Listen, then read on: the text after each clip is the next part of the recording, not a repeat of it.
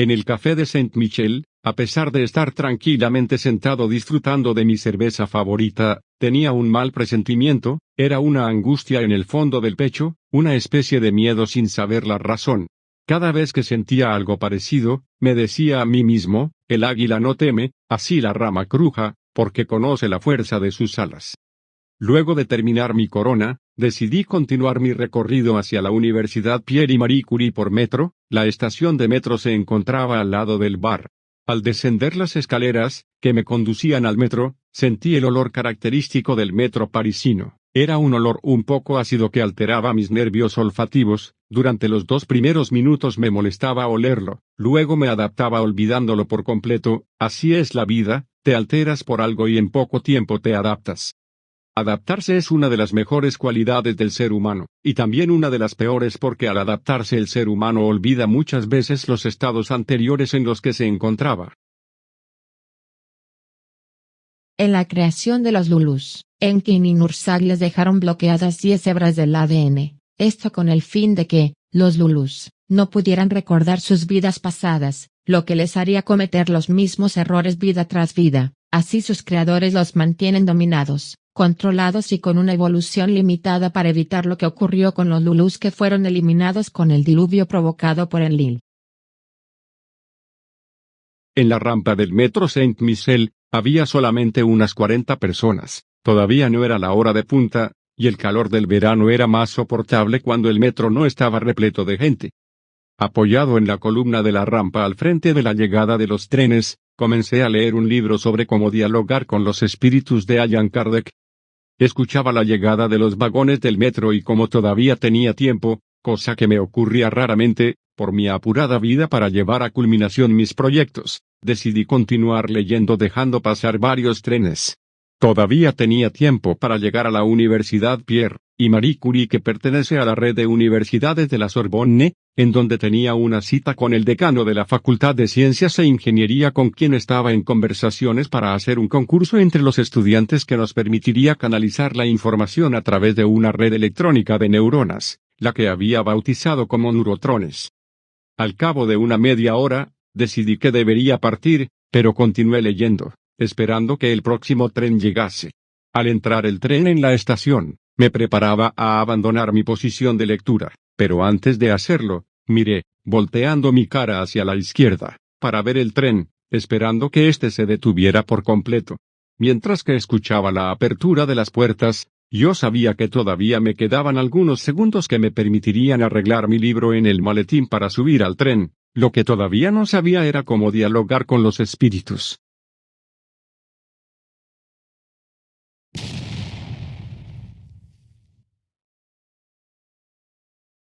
Súbitamente, un ruido ensordecedor acaparó todo el lugar, y fue seguido instantáneamente por una fuerza estremecedora y destructiva que arrasaba todo a su paso.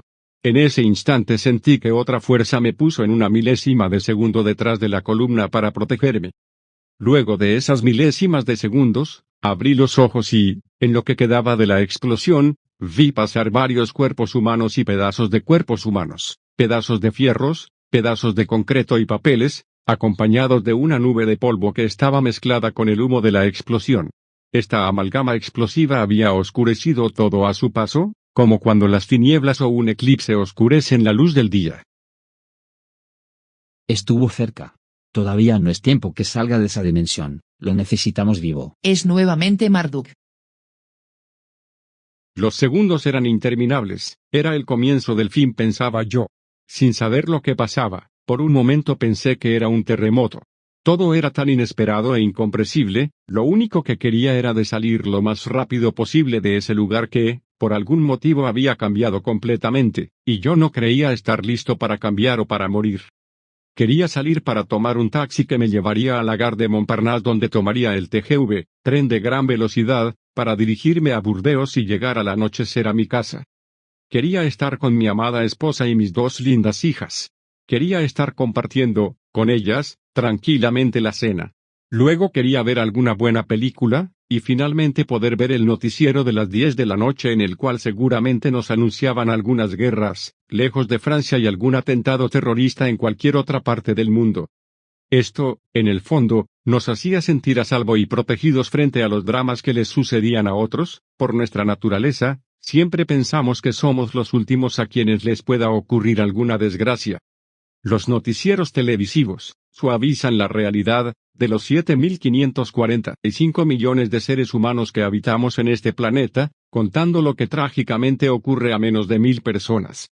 De alguna manera esta terapia nos hace sentir menos desdichados de lo que realmente somos.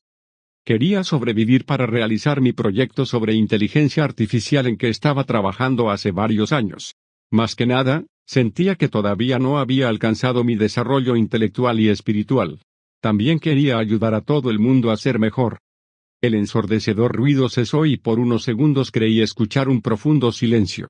Este efímero silencio desapareció rápidamente con la llegada de los gritos y los quejidos de la gente que había sufrido física o emocionalmente en esa explosión. De una manera instintiva, me toqué por todos los lados y pude sentir que todo mi cuerpo estaba intacto. Quise dirigirme a, lo que parecía, la puerta de salida, pero una fuerza poderosa me impedía que me moviera, mis miembros no respondían a mi voluntad.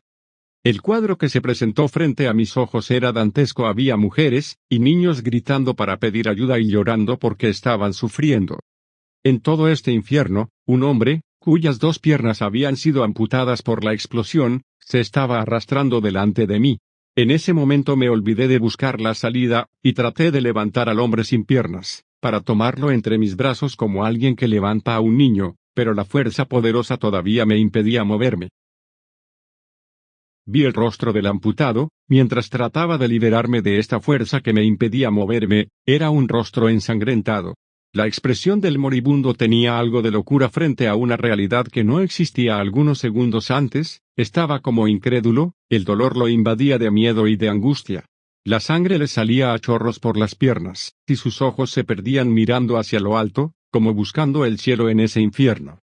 Antes que pueda moverme, una columna de acero cayó sobre este infeliz hombre acabando con su sufrimiento, misma que me hubiese matado si hubiese podido moverme para ayudarlo.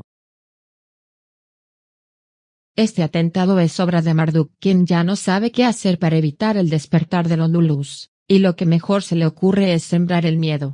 El miedo es el alimento que necesita Marduk para hacer crecer su poder en el planeta Tierra.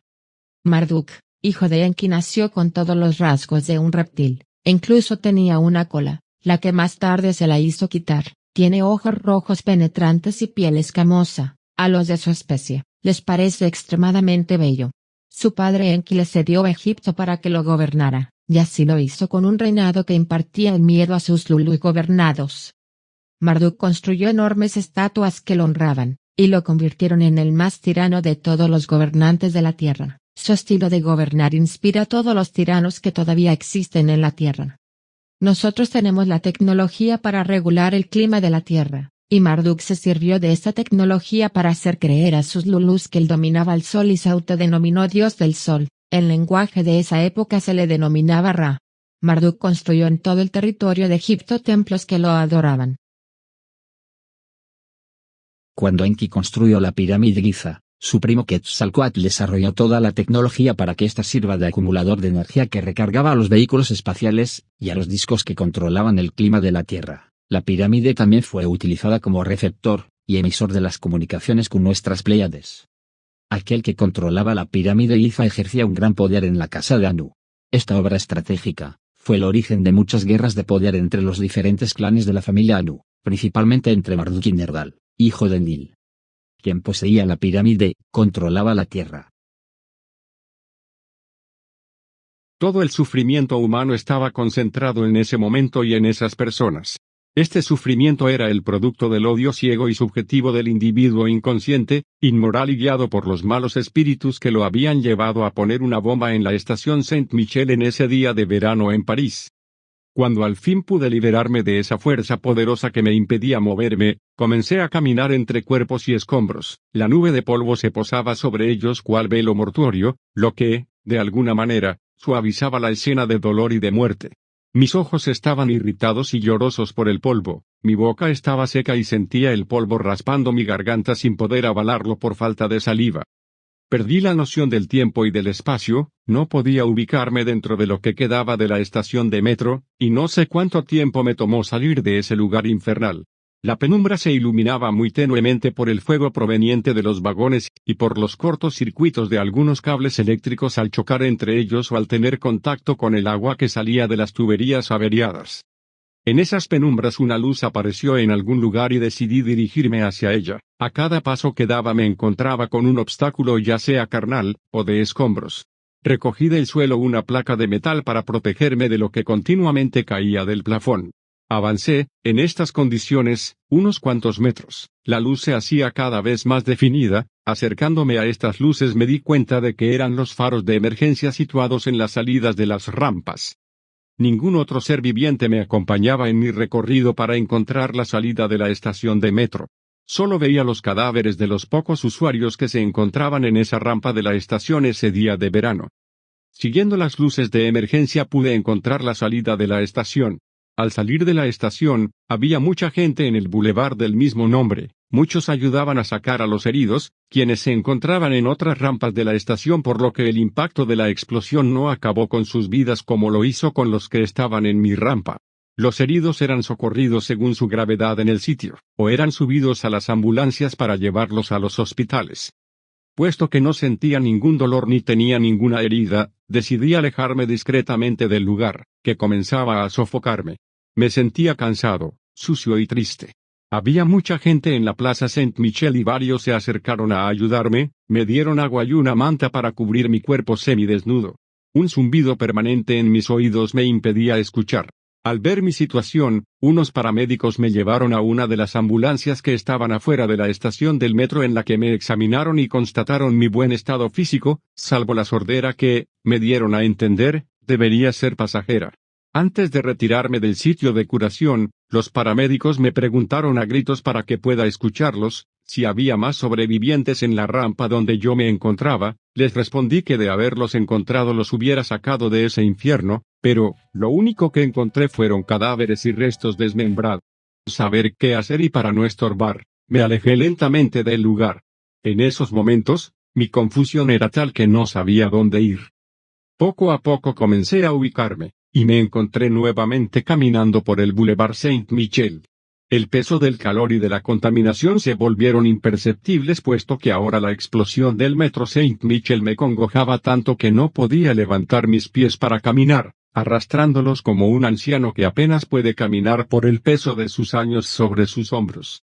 Luego de alejarme de la estación de Saint-Michel, me percaté que habían bloqueado todas las calles. No podía tomar ningún taxi.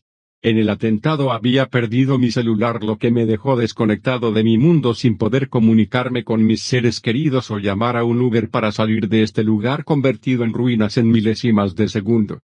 Caminando a duras penas, me alejé 2 cuadras del lugar de la explosión. Yo estaba al borde de sucumbir por el cansancio. Entonces encontré un hotel, por lo que decidí entrar para rentar una habitación. En la recepción del hotel no había nadie, y por más que soné la campanilla del mostrador, aunque yo no la escuchaba, por mi sordera temporal, ninguna persona vino a recibirme. No podía más, estaba fatigado y agobiado con una sensación de miedo, llegando a pensar que quizás me merecía estar en esta situación. Llegué a preguntarme si no estaría siendo castigado por algo que había o no había hecho en esta vida. Mi pesado cuerpo se inclinaba hacia adelante, martirizando mis piernas al caminar. Ya no podían soportarlo. Me apoyé sobre el mueble de la recepción, y me percaté que detrás del mostrador se encontraba el casillero con las llaves de las habitaciones del hotel. Extendí mi brazo para tomar una de las llaves de los casilleros marcados como planta baja. En ese momento, yo me sentía con todo el derecho, que me daba la vida, de tomar la llave, la cual podría darme acceso a un habitáculo el cual me pertenecería, aunque sea temporalmente. La llave que tomé arbitrariamente tenía el número de la habitación 33. Me dirigí al pasillo, de la planta baja del hotel, el cual estaba oscuro. En la medida que me compenetraba en su oscuridad, las luces se encendían conforme yo avanzaba y se apagaban detrás de mí. Mientras avanzaba con una luz al frente no me importaba la oscuridad que dejaba atrás. Caminé buscando la habitación 33, y por fin pude hallarla en el fondo del pasillo. Correspondía a la última puerta del lado izquierdo de este. Introduje la llave en la puerta de la habitación, realicé que algo tan simple y banal, como abrir una puerta, me introducía a otro ámbito donde había calma, orden y limpieza. Al entrar, respiré profundamente y pude sentir un olor de lavanda que embebía suavemente la habitación. Me sentí atravesando un portal que me llevaba a otra dimensión. En la habitación del hotel, sentí que era muy afortunado y dejé atrás mi sentimiento de culpa. Luego de haber estado en el infierno del atentado, ahora estaba entrando en una dimensión que tenía todas las características de un lugar celestial. La pulcritud de la habitación contrastó con mi estado polvoriento, y me sentí hasta cierto punto contaminado por la maldad de los autores de este pernicioso suceso. Lo primero que hice fue quitarme la poca ropa desgarrada que cubría mi afectado cuerpo. Al desvestirme sentí que me liberaba de un gran peso. Era como si estuviese bajando de mis hombros una roca pesada que cargaba perpetuamente. Al estar desnudo, me sentí ligero y preparado para limpiar mi cuerpo en la sala de baño contigua. Al entrar en la sala de baño, me encontré con un interior cuyas paredes y pisos estaban cubiertos de un mármol color gris con vetas blancas y negras. La puerta de cristal que daba acceso a la ducha estaba abierta. Alargué mi brazo para abrir la llave de agua provocando una lluvia abundante que veía caer en cámara lenta. Luego de un momento de compenetración con este líquido, elemento básico en nuestras vidas, entré bajo su influjo, sintiendo inmediatamente su poder curativo. Me sentí protegido por la tibia lluvia. Tocando mi cuerpo comencé a tomar conciencia de cada uno de mis miembros, y por fin pude dar un respiro largo y profundo. Me quedé inmóvil bajo el agua durante un tiempo inmensurable. Mi mente estaba en blanco. Comencé a sentirme más puro, más ligero y por primera vez no me importaba pasar más de los 8 minutos que normalmente pasaba bajo la ducha para no desperdiciar este precioso líquido. Utilizando el jabón y champú del hotel terminé de limpiar la sangre de mis pequeñas heridas en mi magullado cuerpo, y al salir de la ducha me sentí bastante aliviado, como cuando sientes que se termina un dolor muy fuerte que sufrías. Me sentí como cuando, luego de un periodo en el que me habían salido mal las cosas, de pronto conseguí el éxito. Era ese tipo de sensación que te hacen confiar de nuevo en ti mismo. Me sentía mejor, me sentía bien, me sentía purificado. Los problemas que me agobiaban antes del suceso explosivo, pasaron a segundo o tercer plano en ese momento de mi existencia. Colmado de mi estado de ánimo, me acosté desnudo sobre la confortable e impecable cama del hotel. No sabía qué hora era y tampoco me importaba. La habitación resplandecía gracias a una luz que entraba por las grandes ventanas. Inmovilizado por ese bienestar, comencé a sentir cada inhalación y cada exhalación de mi respiración, lo que me provocaba un cosquilleo a la altura del corazón. Todo me parecía más claro, más real y más bello. Sabía que había vivido una sensación similar anteriormente sin acordarme cuándo y dónde.